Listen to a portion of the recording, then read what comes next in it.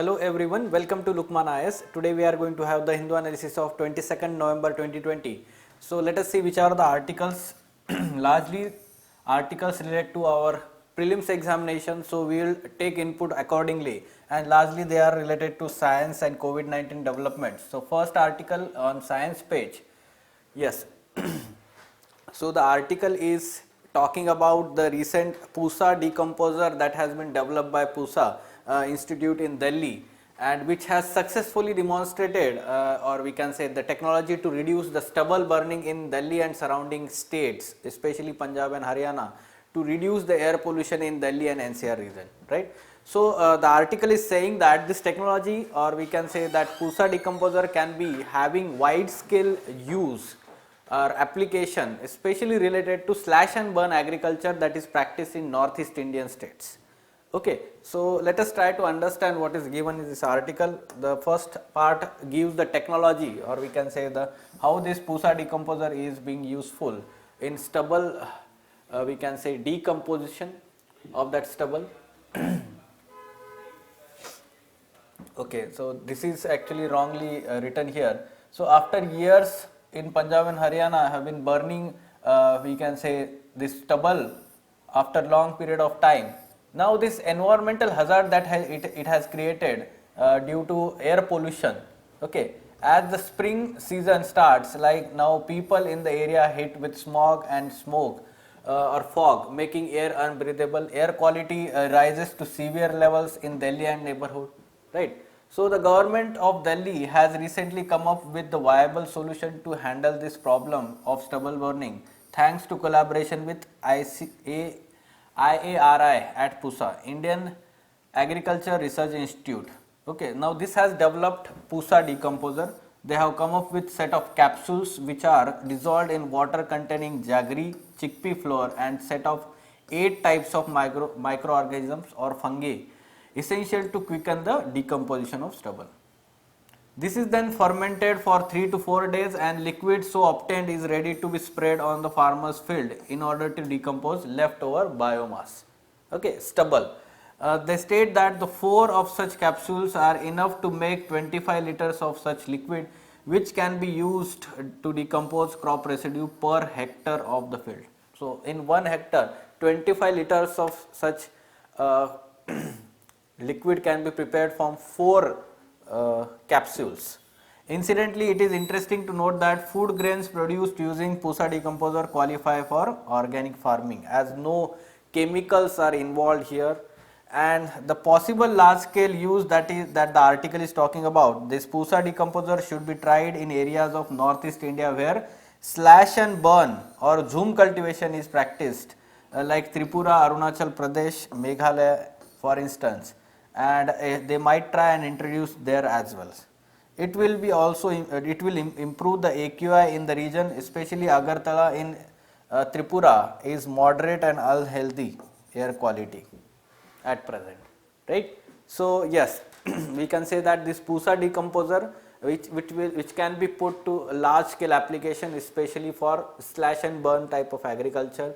Some of the tribal people in Northeast India still follow this slash and burn. क्या होता है इसमें slash and burn और zoom cultivation, in that these people do not have any permanent agriculture field, rather they clear the forest patch of particular area and then bring that under the cultivation, and after 1 or 2 years what happens is the productivity of that soil reduces, and therefore what happens that tribal people they leave that patch and go to other areas, other areas, and the new forest patch is being cleared, and the earlier area is left to replenish by itself.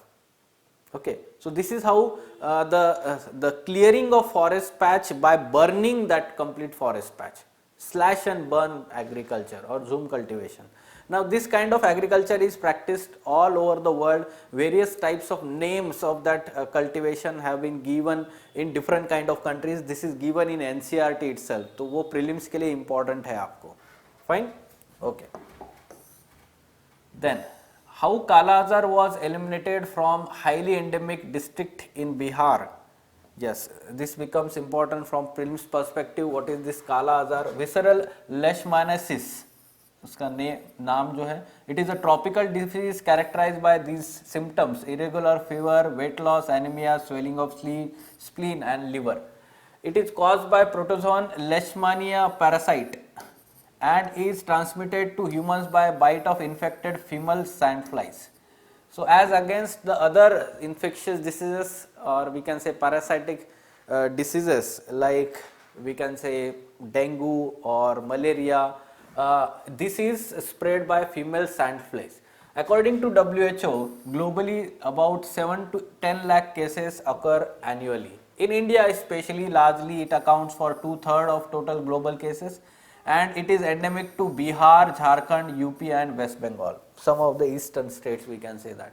There has been initiative launched by WHO to eliminate this disease as public health problem in Southeast Asia region by 2020. Now this deadline has been extended to 2023. That's why it is in news context. Success story of Vaishali district is explained here in this article, and that becomes important कि क्या करना चाहिए. For example, the program included mapping of case distribution, early detection, chemical based vector control. Along with that, the community awareness campaigns were there.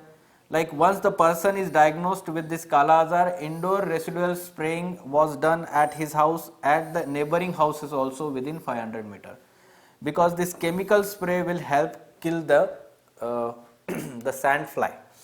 Nearly 2,500 ASHA workers and 1,000 field workers were also trained under this program. So success story in Bihar, Vaishali district, Bihar, and the Kala Azar for prelims examination, basic information. So such kind of prelims question we can practice here. Like consider the following statement about Kala Azar. It is tropical disease characterized by irregular fever, weight loss and anemia. This is correct statement. It is transmitted to human through bite of infected of female Anopheles, what you can say, mosquito. So this is incorrect statement. So this is not because of Anopheles mosquito, rather female sandfly. In India, the disease is largely endemic to eastern state. This is correct statement. So 1 and 3 is the correct answer. Right. Next, Remdesivir is no magic bullet, but it has its uses. So some of the doctors have have been treating COVID-19 patients in India said that Remdesivir is no magic bullet, but it may still have its uses. WHO has recently been advising against the use of Remdesivir. Remdesivir, which was initially developed for the use of treatment of Ebola virus and hepatitis C disease. Now it has been found that the drug is useful to treat COVID-19 patients. However, doctor warned that there are many logistic and efficacy issues because this drug is very costly, and yes, Ministry of Health has been advising against the wide and indiscriminate use of experimental therapies like Remdesivir and plasma therapy also, right? So we have to understand the names of therapies, drugs which are used to treat COVID-19 patients. Parliamentary panel bats for laws to counter bioterrorism. Okay, this is important news. Formulating effective laws to counter bioterrorism is one of the important lessons to be learned from COVID-19 pandemic. The Parliamentary Standing Committee on Health said in its report, name of the report, Outbreak of Pandemic COVID-19 and its Management. So this becomes important as we can understand, though explicitly it has not stated COVID-19 virus as a bioweapon. However, in future such kind of microorganisms, viruses can be used as bioweapon, and especially by non-state actors. So that may spread or lead to bioterrorism. So specific legal provisions, laws dealing with such outbreaks in future, they should be in place. This is what the recommendation. Along with that, the strategic partnership among let's say different nations is very much important to manage such kind of pandemic in future. Now these recommendations were on the lines of Department of Family Health and Family Welfare, which submitted 7-point action plan that is needed to ensure security against biological weapons. It also strongly recommends the training and capacity building for management of public health emergencies arising out of such use of bioweapons. Okay, so this is important from your COVID-19 and the new kind of bioweapons. This is new threat that we are experiencing. So security purpose is also here GS3. We can expect question on bioweapons, bioterrorism. Fine. Yes, Ayurveda PGs will perform surgeries soon. Yes. So Central Council of Indian Medicine amended its Indian Medicine Central Council PG Ayurveda Education Regulations 2016, and through that now it has been allowed post graduation studies in Ayurveda will now be trained and allowed to perform variety of general surgery, ENT, ophthalmology and dental procedures. So they will be trained in 2 streams of surgery and will be entitled titles of MS like Shalya Tantra and Shalakya Tantra. Shalya Tantra general surgery and MS, and Shalakya Tantra means disease of eye, ear, throat, head and orodentistry. Okay. However, the IMA, Indian Medical Association, have been continuously opposing the center's moves to allow traditional Ayush system to offer allopathic therapies and treatment. So it has also asked to withdraw this recent regulations or changes in regulations by IMA. ठीक है, जो IMA ने बोला है कि फिर से ये withdraw करने चाहिए. It has been opposing such kind of moves. Fine. COVID-19 is world's biggest challenge. Prime Minister, he was addressing the G20 virtual summit, and in it he has offered India's IT prowess for efficient functioning of the G20 grouping. So Mr. Modi has also said that or suggested creation of virtual G20 secretariat, and this COVID-19 has provided an opportunity to create a specific dedicated G20 secretariat. Up till now there is no dedicated headquarter or secretariat for G20. Prime Minister also suggested developing new global index for post-corona world that comprised of 4 key elements, creation of vast talent pool, ensuring that technology reached all segments of society, transparency in systems of governance, dealing with Mother Earth with spirit of trusteeship. Based on this, G20 could lay the foundation of new world, he said. Okay, so use these words, dealing with Mother Earth with spirit of trusteeship. This is very good statement, we can say that. Fine. Okay. Next, honor for Bhutan's Queen Mother. Now this is important for prelims examination. The Himalayan Kingdom Bhutan, a rare honor in the subcontinent. Bhutan's Queen Mother has been awarded a United Nations Population Award in individual category for her work on sexual health and ending gender violence in the country. And in organizational category, HelpAge India received this award, UN Population Fund.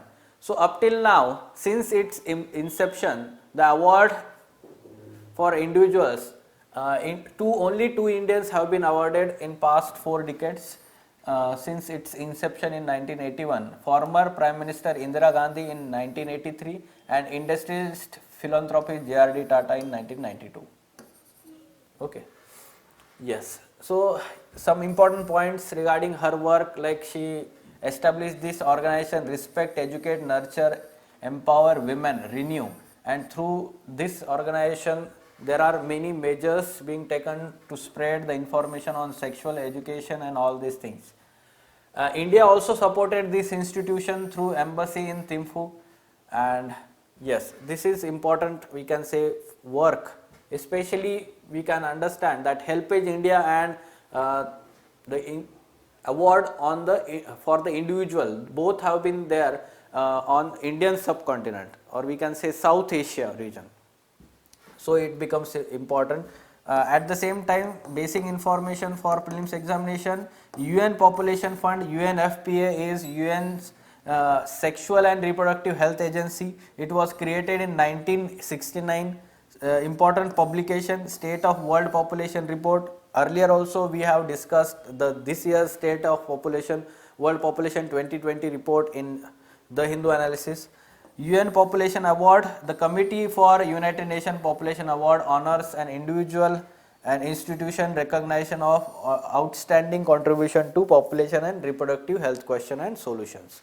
The award was established by the General Assembly in 1981 and the first presented in 1983. It consists of gold medal, diploma and monetary prize. Okay. So, on that basis we can have such kind of prelims question for practice. The yes, UN Population Award, it is awarded every year by UN Population Fund. Award for 2020 goes are given to Bhutan's Queen Mother. Yes, these statements are correct. Only 2 Indians have received this award since its inception. Yes, all of these are correct statement. So, some factual information like these 2 statement, 2020 award is given to whom, and only 2 Indians have received this since its inception, right? Okay, so these were important articles from today's The Hindu newspaper. For further information on editorial discussion classes or ED classes, you can contact Lukman IAS. Thank you.